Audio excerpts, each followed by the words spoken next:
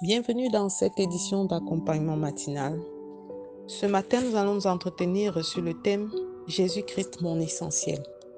Et le passage que nous allons examiner est tiré de l'Ecclésiaste au chapitre 2, verset 11. Il est écrit: Puis j'ai considéré tous les ouvrages que mes mains avaient faits et la peine que j'avais prise à les exécuter. Et voici, tout est vanité et poursuite du vent. Il n'y a aucun avantage à tirer de ce qu'on fait sous le soleil. Voilà donc l'exclamation ou la conclusion à laquelle est arrivé cet auteur de l'Ecclésiaste qu'on appelle aussi le Qoélec. Il a vécu une vie de faste. Il a accompli beaucoup de choses par l'œuvre de ses mains. Il les a exécutées et il s'est réjoui de ce qu'il avait pu faire. Mais il est arrivé à une conclusion qu'il n'a tiré aucun avantage, car tout est vanité. Pour Salomon le roi, l'expression vanité désignait ce qui est vide, sans valeur permanente, ce qui conduit à un sentiment d'insatisfaction. Pour beaucoup, la satisfaction s'apparente ou peut être comparable au fait d'atteindre un objectif particulier dans la vie. Pour d'autres, la satisfaction, c'est pouvoir atteindre des standards et des barèmes de réussite, de manière à pouvoir se reposer et se réjouir de ce que nous avons accompli, ce que nous étions fixés comme objectif. Mais les besoins matériels sont-ils capables de réellement apporter de la satisfaction à la vie d'un homme? C'est pour ça que le Qoélec pouvait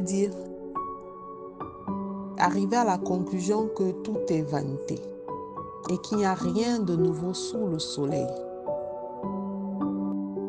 Bien-aimé, j'aimerais te dire qu'il y a quelque chose qui manquait à cet homme.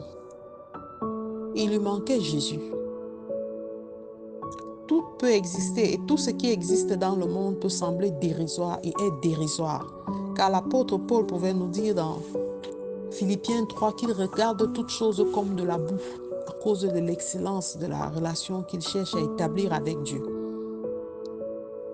Alors une chose est que le sacrifice opéré par la croix est tout sauf dérisoire et tout sauf frustrant.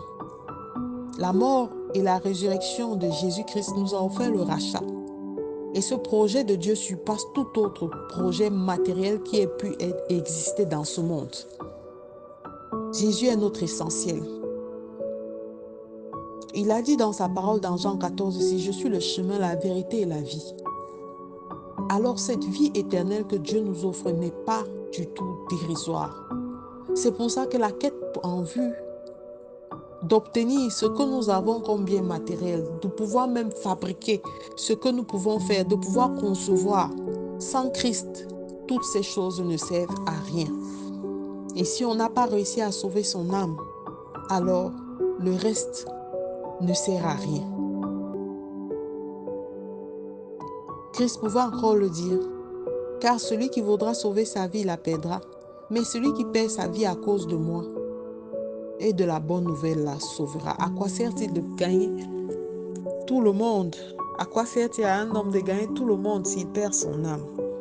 Alors, bien-aimé, ne sois pas de ceux qui vont perdre leur âme. Jésus est ton essentiel. Il est ce chemin qu'il fraye au-devant de toi.